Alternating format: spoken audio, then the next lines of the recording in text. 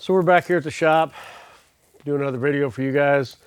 We're going to talk a little bit about the NPK season 4. Now that we're done filming, it's only about halfway through at this point in time of airing, but we had high expectations going into the year. We changed engine combinations thanks to the guys at Pro Roll-Offs.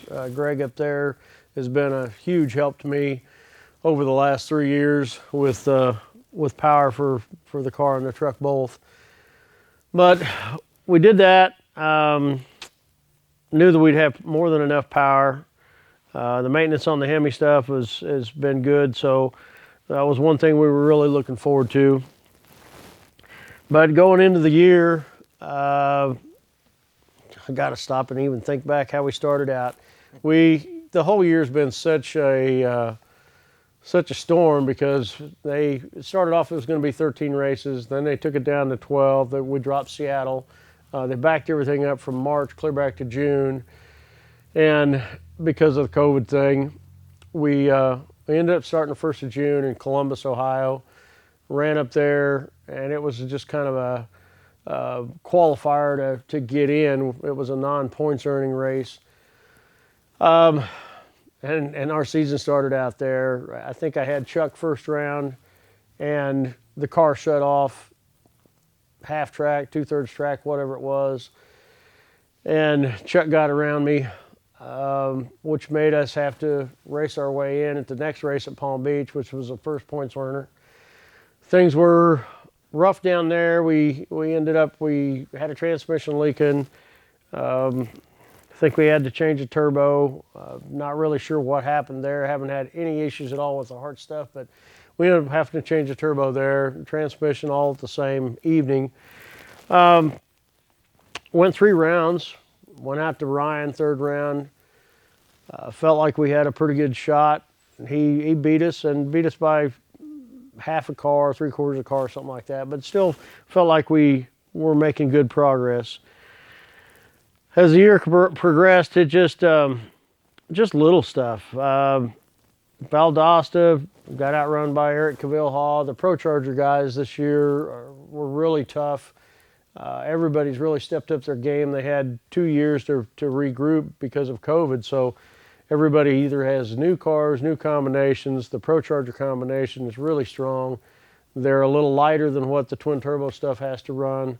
Not quite as light as what the singles have to run, but the other thing that you have to take into consideration with the Pro Charger cars is the zoomies and how much downforce they emit from those zoomies.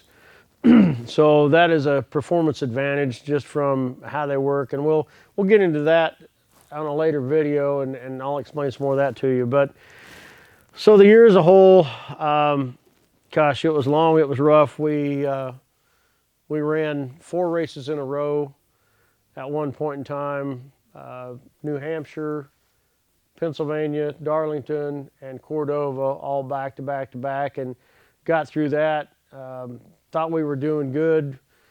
Once again, they had knocked off the Seattle race, so we didn't have to go clear out to the West Coast completely.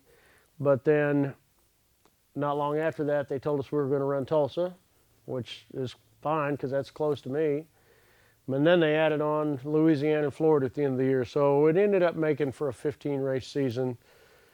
We went to Tucson, or excuse me, we went to Boise. Ran Boise, went to Tucson, and then back to Denver. Denver, we kicked 2 rods out of the motor, which I normally don't have any engine problems, but we had 17 runs on the rods. Shouldn't have had an issue there. I still don't know for a fact what actually happened. We came back, and at that point in time, it was either call it a year because we'd hurt the block, not horribly bad, but we'd hurt the block. Crank was not in good shape. Everything needed to come apart. Talked to good friend Robin Roberts. He had an engine that he had hurt a torque converter behind in Maple Grove. We ended up taking that thing apart. I next dayed crank rods and pistons, and I had a spare set of heads, so we put everything out of we took everything out of his motor, which it had a crankshaft bat in it also from the explosion from the torque converter. But we put crank rods and pistons in his block and used his block cam lifters, put everything back together, and we actually made Tulsa the following week. So we finished the year out not where we wanted. Went into the year not trying to get crazy, but hoping we could finish at least in the top 10, if not higher. We started out there, we kind of fell down a little bit. I believe we finished the year 16th. Once again, not where I wanted to, but we didn't have anybody jump on us this year, which was good.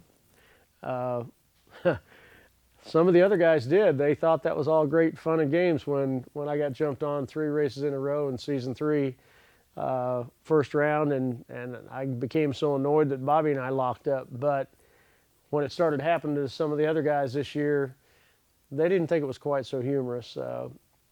After Ryan got jumped on 2 races in a row, they decided they were going to change the tree configuration around a little bit and make it where if you jump now, it was red. So that helped out. Took a lot of the guessing out of it and made it more of a racer's race and not so much of a gambler's race after they took that out of it. But it's been a long year. We ran the last 6 races in a row the way it was. It was Tucson, Denver, Tulsa, Dallas, Louisiana, and Florida. Ryan won the championship. He did an awesome job as usual. It was hard fought clear to the end. We had 3 guys tied, including 2 of our Team X guys, tied for second place going into the final. So it was a great year for racing. It should be a great TV show for everybody. Looking forward to next year. I don't know what they're going to do for a schedule or tracks or anything else.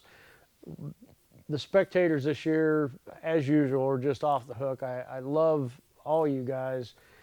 It's amazing to see the outpouring of all the fans, you know, whether they're 2 years old or 82 years old. It's just been amazing how everybody comes together. And it's been great for us as racers. I mean, they're coming out buying merchandise and enjoying the show. So that part of it, I really love.